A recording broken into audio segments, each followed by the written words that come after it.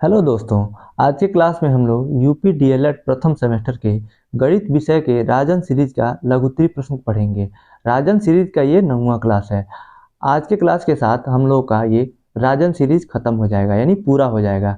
इसके पहले हम लोगों ने 8 क्लास पढ़ लिया है। अगर पिछला क्लास आप नहीं देखे हैं तो डिस्क्रिप्शन में प्लेलिस्ट का लिंक है, वहाँ पे आप क्लिक करके पिछला पूरा क्लास देख सकते हैं। तो आइए आज का क्लास शुरू करते हैं। आज हम लोगों को प्रश्न संख्या 60 से पढ़ना है। प्रश्न संख्या 60 है, दो संख्याओं का लसप उनके मौसप का 45 गुना है। यदि उनके लसप तथा मौसप का योग 1150 तथा दोनों में से एक संख्या 125 हो तो दूसरी संख्या का मान ज्ञात कीजिए। इसका हल दिया है, देखिए। दो संख्याओं का लसप मौसप के 45 गुना है, प्रश्न में दिया है, तो 45 गुणे मौसप कर देंगे। और लसप और मौसप का जो योगफल है दिया हुआ है प्रश्न में 1150। अब देखिए, लौसप के जगह पे 45 गुणे मौसप लिख देंगे। तो यहाँ पे देखिए 45, यहाँ पे ये कॉमन ले लिया है मौसप को।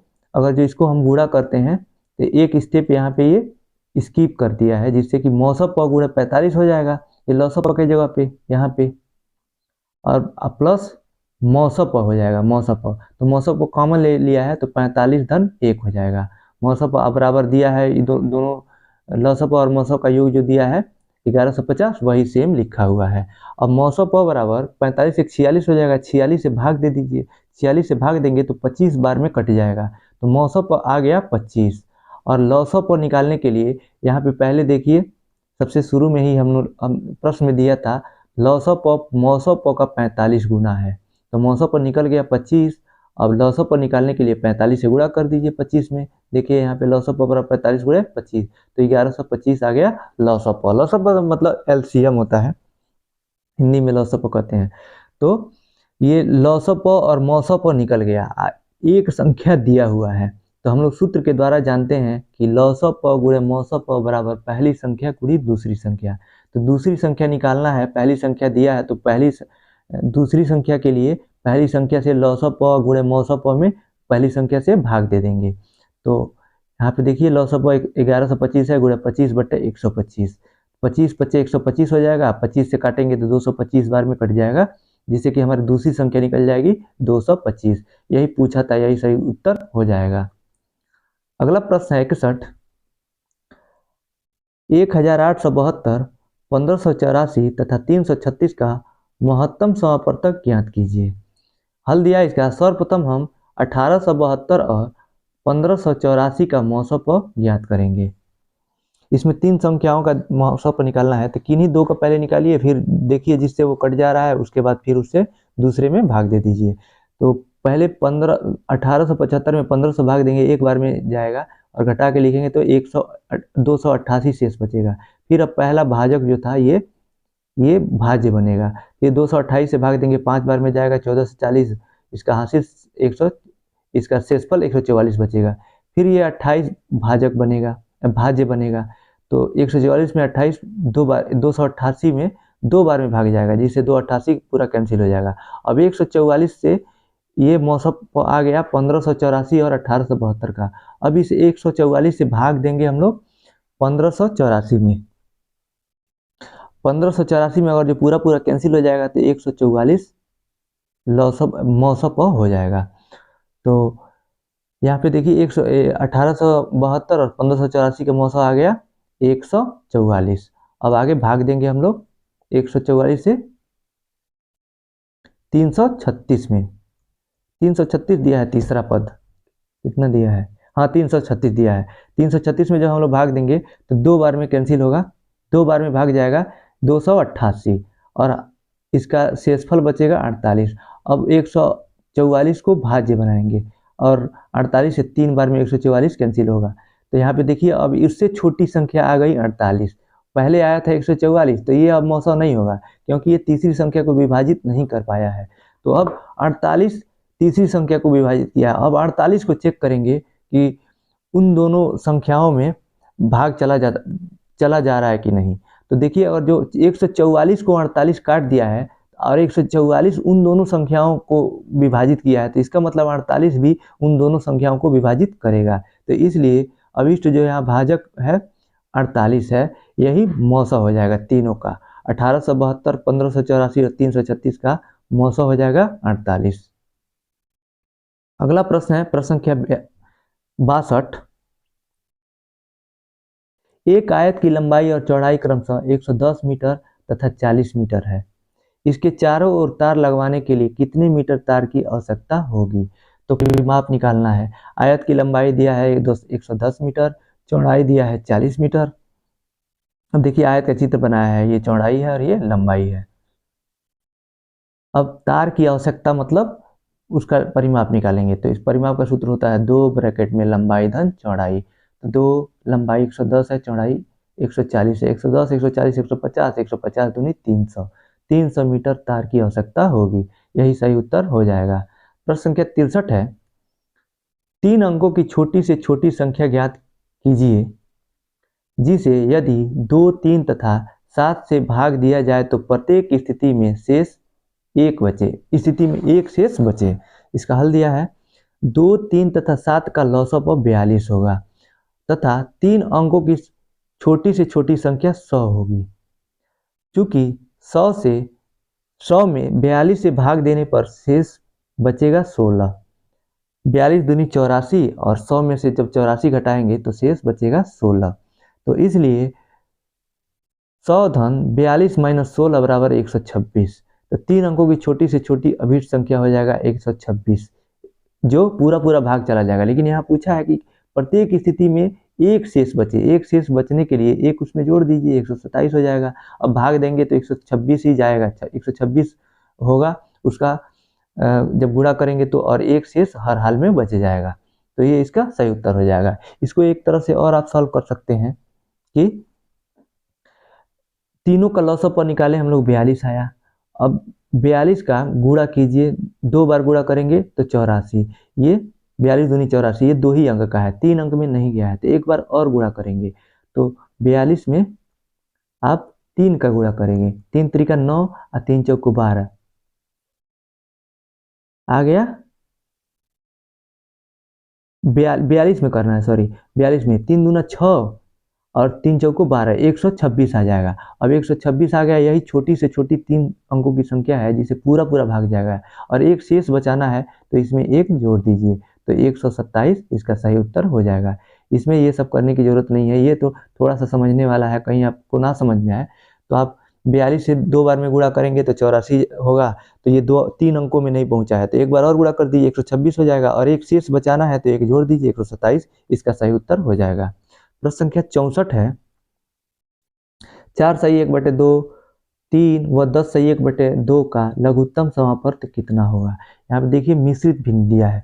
मिश्रित भिन्न दिया है तो सबसे पहले इसको विषम भिन्न में बदलेंगे, पूर्णांक को हर से गुणा करके अंश को जोड़ देंगे और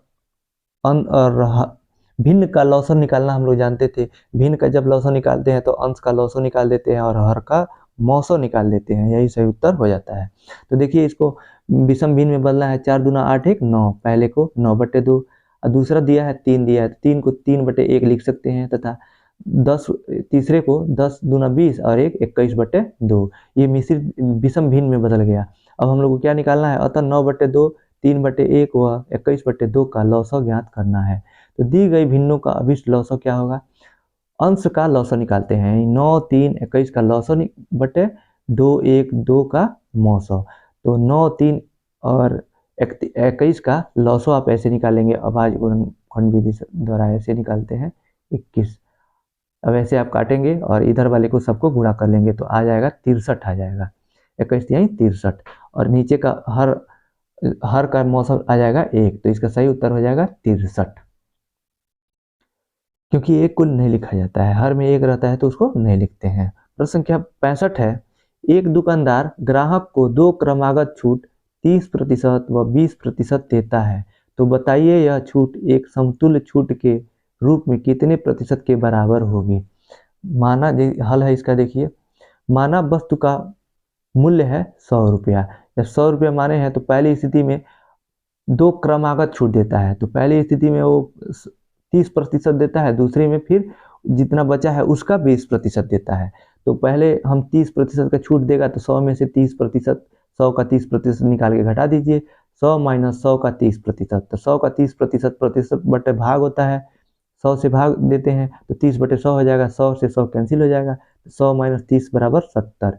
ये पहली बार छूट देने के बाद उसका दुकानदार का ये मूल्य हो जाएगा।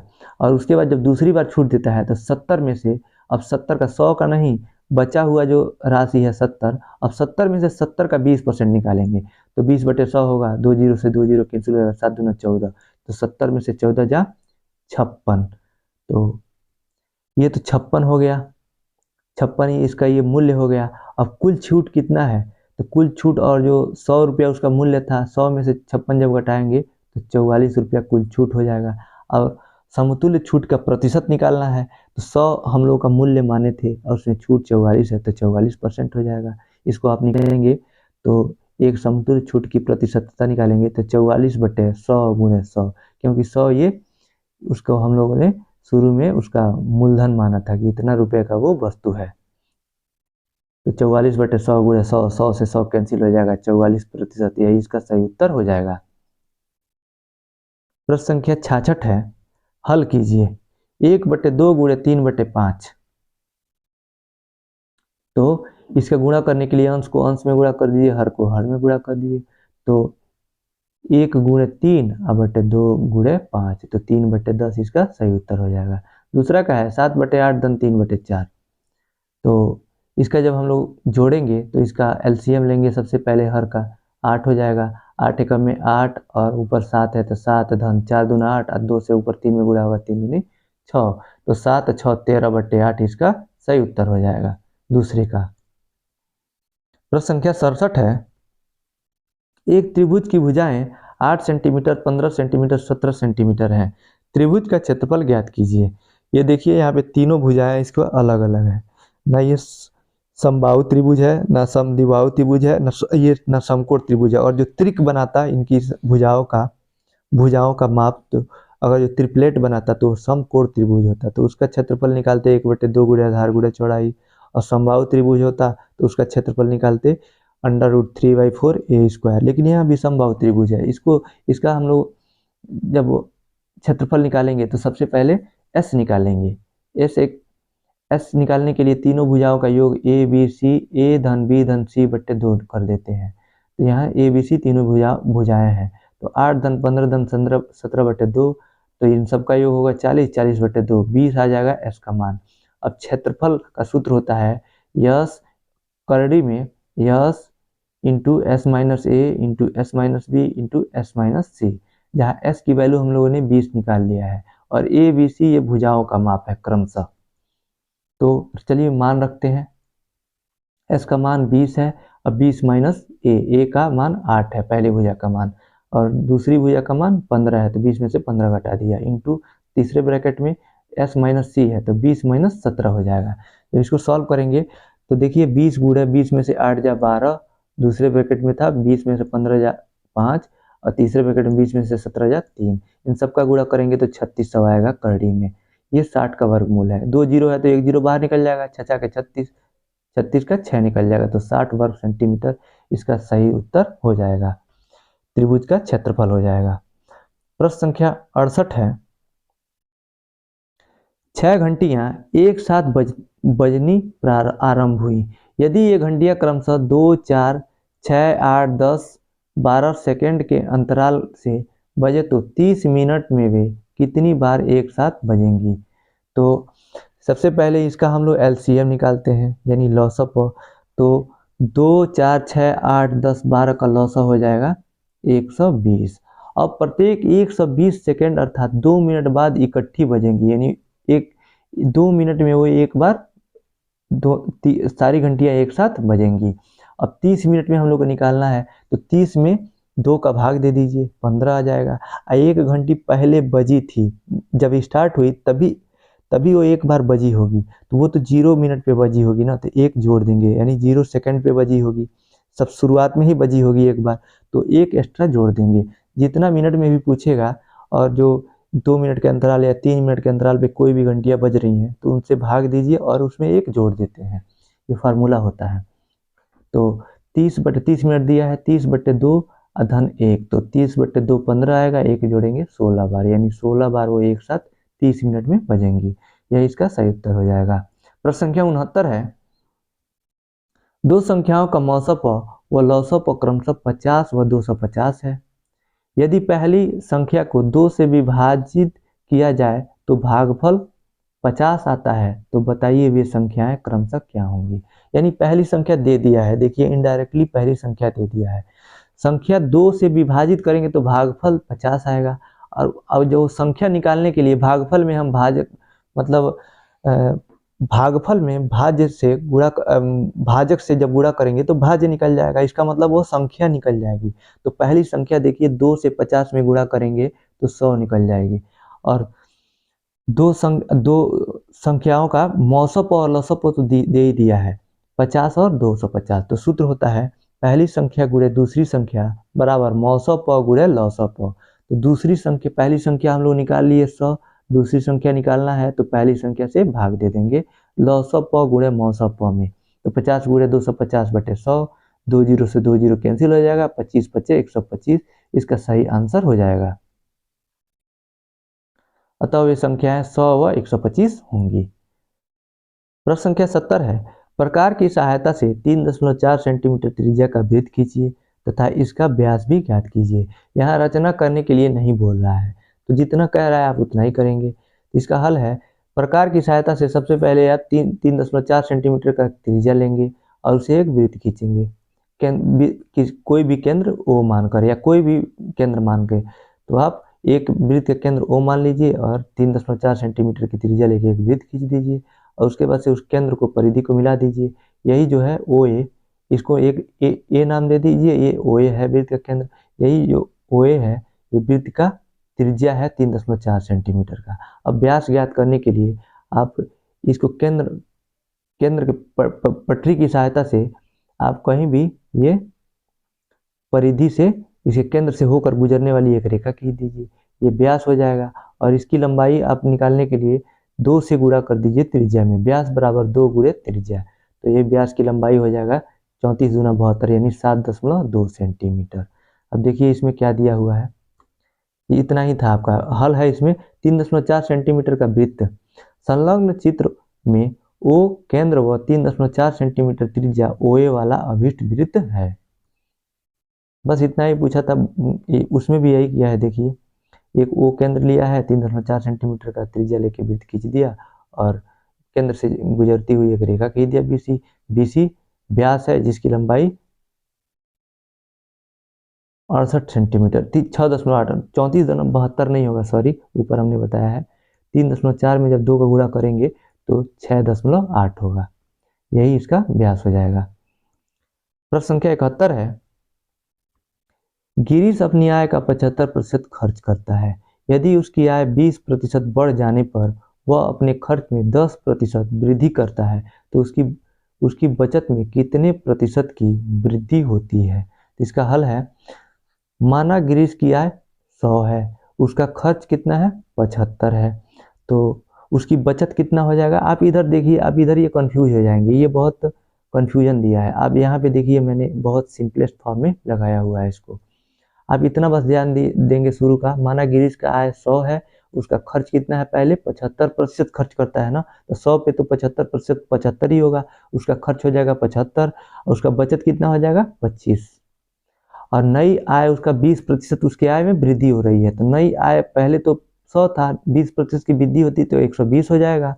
नया खर्चा उसका कितना होगा, तो अब उसके खर्च में 10% वृद्धि हो जा रही है, तो उसका पहला पुराना खर्चा था 75% यानी 75, जब उसमें 10 वृद्धि करेंगे तो 75 का 10% निकाल के जोड़ दीजिए। तो देखिए 1 जीरो से 1 जीरो कैंसिल हो जाएगा, 75 धन 75 बटे 75 धन 75 गुणे 10/100 हो जाएगा, तो 1 जीरो से 1 जीरो कैंसिल हो जाएगा और यहाँ पे 1 जीरो बच जाएगा तो 7.5 हो जाएगा। जब 7.5 75 में जोड़ेंगे तो 82.5 हो जाएगा, ये नया खर्चा हो जाएगा। नया खर्चा निकल गया। अब उसके बाद नया बचत निकालेंगे।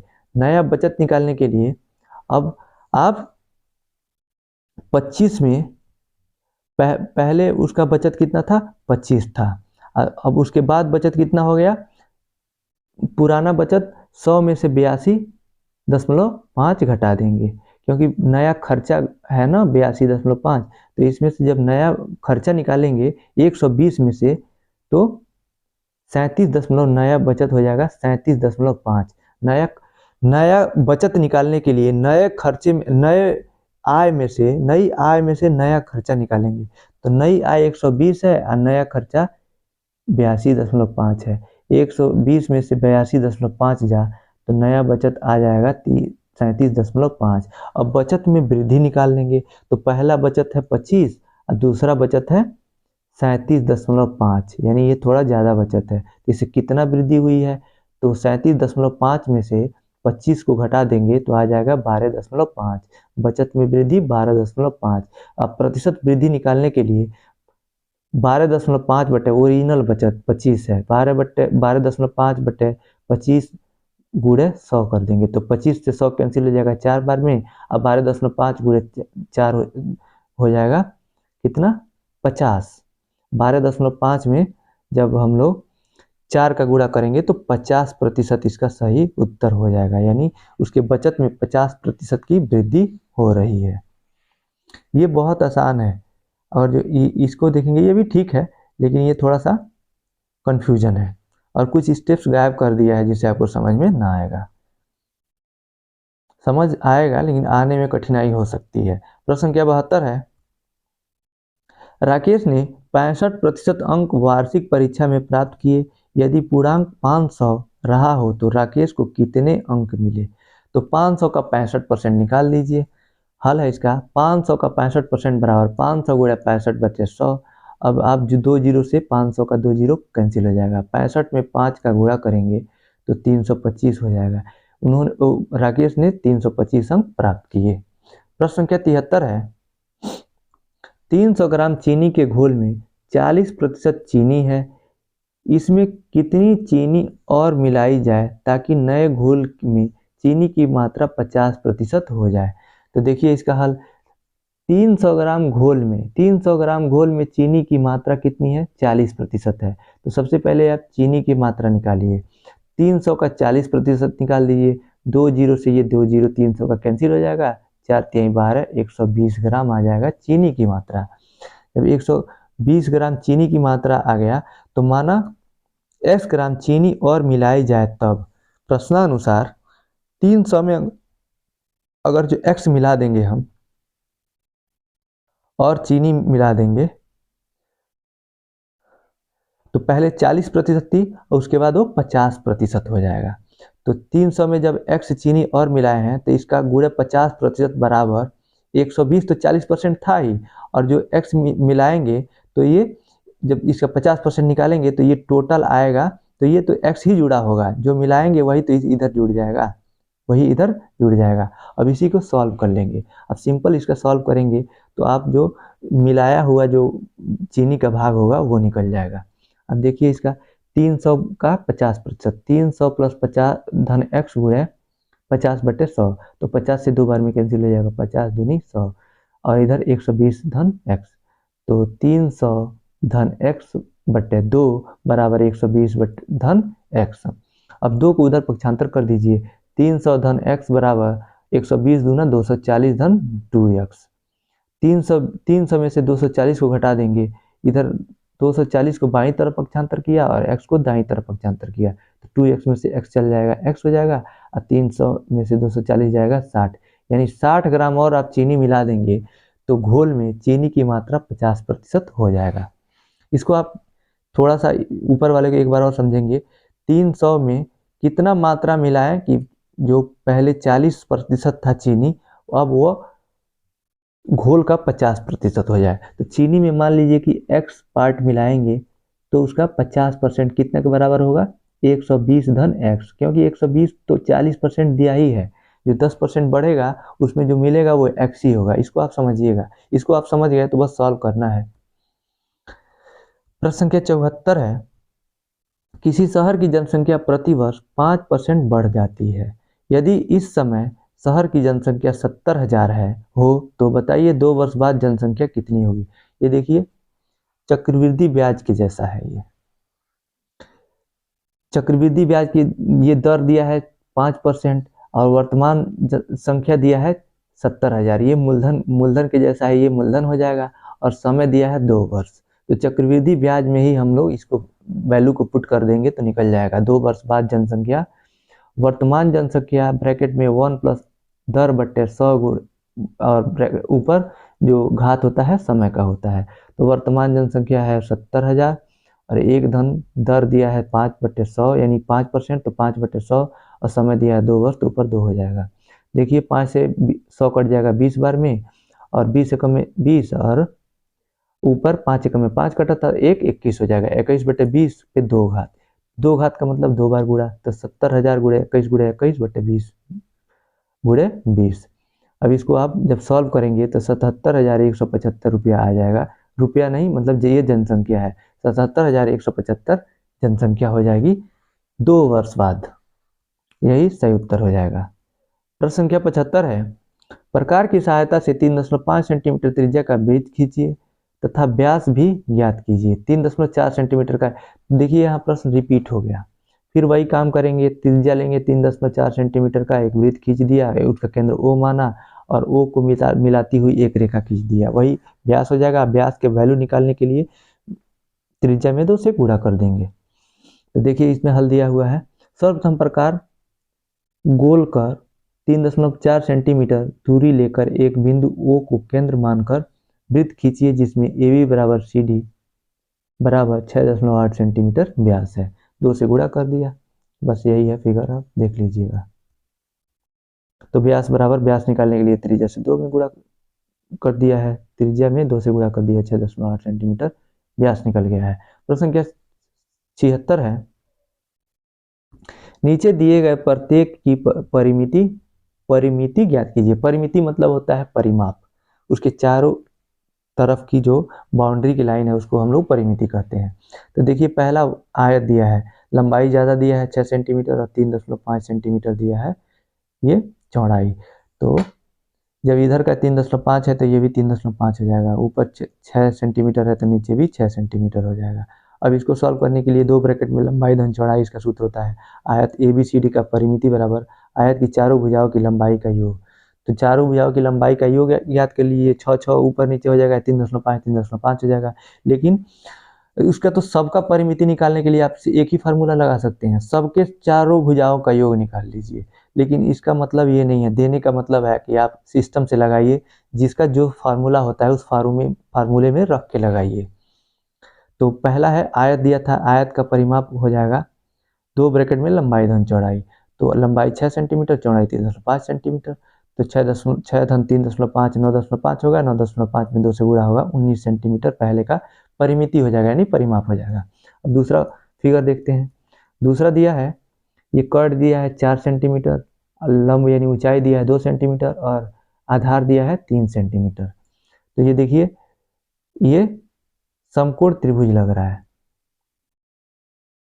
तो इसका जो ये तो क्षेत्रफल तो निकालना नहीं है, त्रिभुज कोई भी हो, जब तीनों भुजा दे दिया है तो सिंपल सा है, तीनों भुजाओं का योग निकाल लेंगे तो इसका परिमिति निकल जाएगा, नहीं परिमाप निकल जाएगा। दूसरा है त्रिभुज ABC की परिमिति बराबर त्रिभुज की तीनों भुजाओं की लंबाइयों का योग, AB धन BC धन CA 2 धन 3 धन 4 9 सेंटीमीटर, दूसरे का आंसर आ जाएगा। तीसरा दिया है, देखिए 4 सेंटीमीटर 4 सेंटीमीटर 4 सेंटीमीटर 4 सेंटीमीटर, चारों भुजाओं का माप दिया है 4 सेंटीमीटर, तो 4 गुणे 1 भुजा कर लीजिए आप, 4 चौको 16 हो जाएगा। देखिए तीसरा वर्ग है, वर्ग ABCD की परिमिति 4 गुणे 1 भुजा की लंबाई, ये वर्ग तो नहीं है, ये चतुर्भुज है। वर्ग होता है प्रत्येक कोण 90 अंश का होता है, लेकिन ये देखिए ऐसे दिया है, समांतर चतुर्भुज दिया है, ऐसे दिया है। इसमें ये कोण दोनों बड़े हैं और ये दोनों कोण छोटे हैं, ये वर्ग नहीं होगा, चतुर्भुज होगा, गलत दिया है, यहाँ पे चतुर्भुज लिखेंगे आप। चतुर्भुज ABCD की परिमिति 4 गुणे 1 भुजा की लंबाई, तो एक भुजा की लंबाई 4 सेंटीमीटर दिया था, 4 चौको 16 सेंटीमीटर इसका आंसर आ जाएगा। चौथा जो फिगर है, देखिए AB की लंबाई 1 सेंटीमीटर, BC की लंबाई 4 centimetre, CD 2 centimetre, DA 2 centimetre और EF 3 सेंटीमीटर और FE 3 सेंटीमीटर। देखिए थोड़ा सा ये अलग अलग दिया हुआ है, 1 4 2 3 दिया हुआ है, तो इसमें कोई फार्मूला नहीं लगेगा, सीधा इसको जोड़ दीजिए सबको। तो चौथा है बहुभुज A B C D E F A की परिमिति बराबर बहुभुज की भुजाओं की लंबाइयों का योग, ए बी धन बी सी धन सी डी धन डी ए धन ई एफ धन एफ ए। तो 1 धन 4 धन ए 2 धन 2 धन 3 धन 3, इन सबको जोड़ेंगे तो 15 सेंटीमीटर इसका परिमिति आ जाएगा। अगला प्रश्न है, इसी के साथ राजन सीरीज का ये लघुत्तरी प्रश्न खत्म होता है और इसी के साथ ही इस लघुत्तरी प्रश्न के साथ ही राजन सीरीज खत्म होता है। ये पूरे 9 क्लास में खत्म हुए हैं। सबका प्लेलिस्ट का लिंक इस डिस्क्रिप्शन में मैं दे दूंगा, आप उस डिस्क्रिप्शन पे लिंक पे क्लिक करके आप पूरा प्लेलिस्ट देख सकते हैं। अगर आप देखे होंगे कि क्लास में